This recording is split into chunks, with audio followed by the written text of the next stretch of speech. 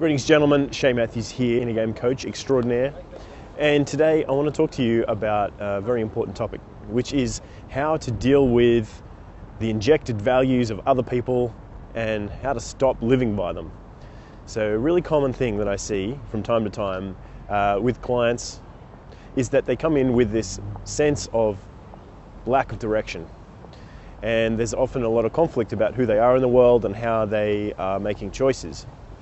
Now, this can most often be because they have a sense of confusion about their sense of self that arises from having influences like their family, their culture, the media around them, the many different voices, the many different images that are coming from the different sorts of directions around them that are telling them to be a certain kind of person, to achieve a certain set of expectations.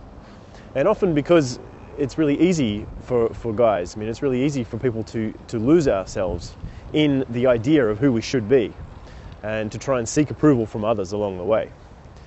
Now, it's pretty dangerous when you think about it, because that can really set you on a path of not fulfilling yourself, not being able to really enjoy your life. And over time, 5 years, 10 years, or even 20 years later, that can be a huge sacrifice. That can be a huge loss of the kinds of time and opportunities that you did have in your life. So it's very important to get a handle on this and to get some perspective on it as soon as possible so that you don't get lost in the meantime. Okay, so let me talk about an example.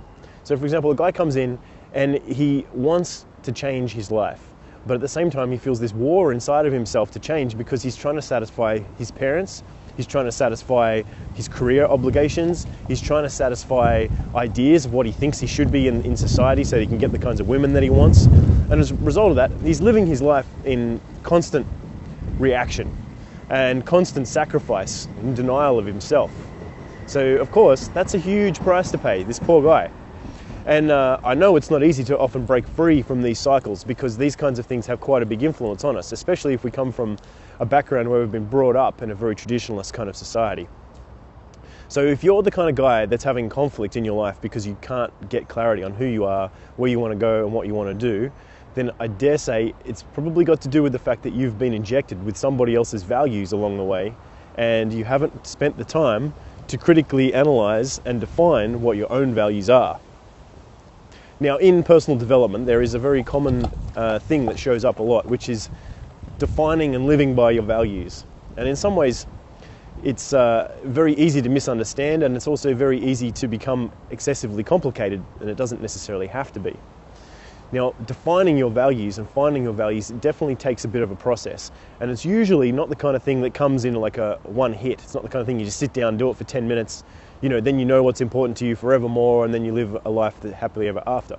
What typically happens is we find ourselves in the context of our life, and we're trying to find our way through the world, and we get given a whole bunch of rules and values and beliefs and stuff along the way. We form them ourselves through our own direct experience, and we also get suggested these things from the world around us. Now, when we can develop the mature faculty of critical thinking, critical analysis, critical questioning, then we can start to pull these things apart.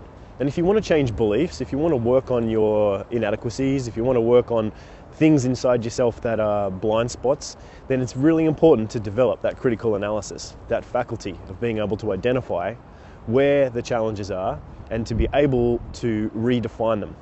Because one of the simplest ways to change a belief is to confront it with analysis, to confront it with awareness, and to start to add more information and question it. And you'll quickly see that what you thought was real, or what you thought was the case, can often fall apart and become something completely different very quickly. And this is very much the case with values. So for example, if you're living under the influence of somebody else's value structures that don't serve you, and you feel like something's wrong, but you don't really know exactly why or what's going on, take some time to question, whose authority are you reacting to?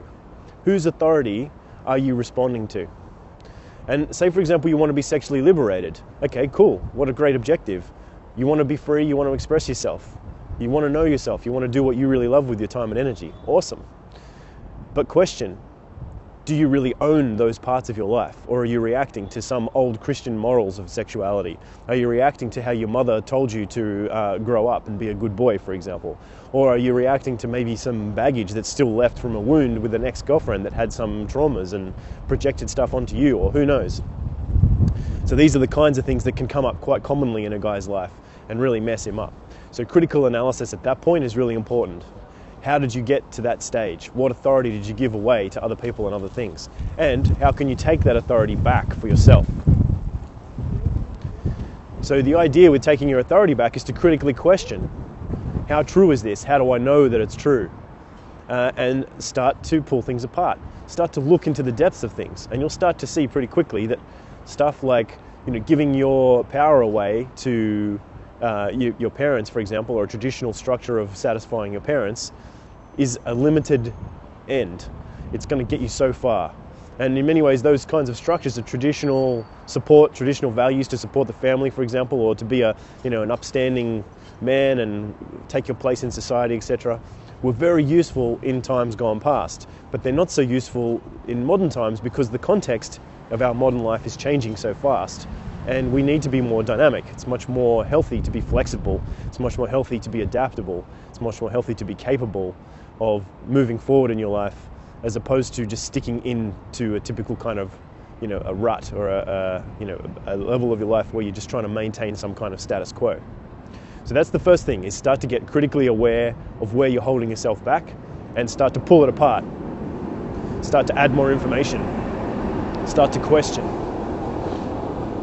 That in itself will start to lead you in a very different direction, because things really, let me say it this way, deception, especially self-deception, can't stand the analysis of truth. It can't stand correct questioning.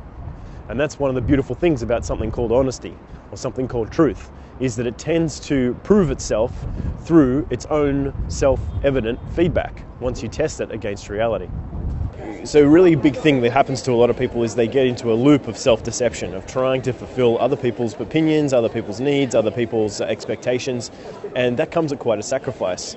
So I've seen over and over again, guys giving years of their life away to their parents, or away to organizations and careers that they don't really want, because they're trying to satisfy something. They're trying to chase the validation of success. They don't want to disappoint others, and they want to make sure they get their survival needs fulfilled in some kind of way. But think of the price of that, really. Is that really going to satisfy you if you've made a few $100,000 or maybe even $1 million, but you wake up in your 40s and realize that that's actually not what you want to be? It's not what you want to be living. It's not what you want to be doing. And then most of the golden years of your life are going to be over. Sure, you can still change to a degree, but it's not like you can do the same sort of thing in your 40s as you could when you're in your 20s and your 30s.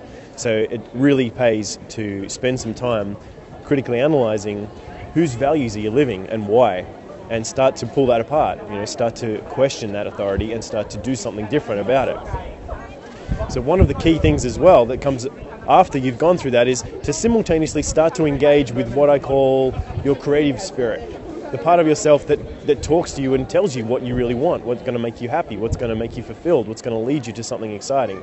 And sometimes we get that through just paying attention to the things that make us happy. Sometimes we don't know what those things are because we haven't had enough life experience yet. And if that's the case, then make some time to go out and explore the world. And that doesn't have to be overnight, but give yourself 6 months or a year, or create an escape plan, an exit strategy, so that you can go and have some experiences that teach you about yourself and what you really want. Because how are you ever going to learn what you want and what's true for you if you don't have any life experiences to really build from? So the important thing also here is to recognize as you're learning about your creative spirit and getting engaged with your creative spirit, that it will teach you through feedback. You'll know that things like spending time with people is a good thing for you when it gives you lots of energy.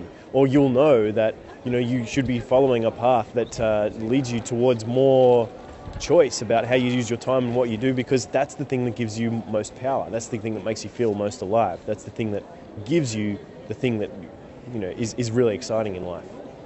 Now, the principles of learning to become a creative person is almost like learning to come out of a sleep as well, because living in accordance with your creative spirit, which is a completely different way of living in your values, is based on the fact that you're no longer living in reaction to the world. Instead, you're going to start living from creation. You're going to start living from the power of what it really means to create something of value inside your life that's defined from the moment now into the future. It's not defined by the past. It's not dependent on other people's opinions. It's not dependent on what you should do so that you can be okay in the world.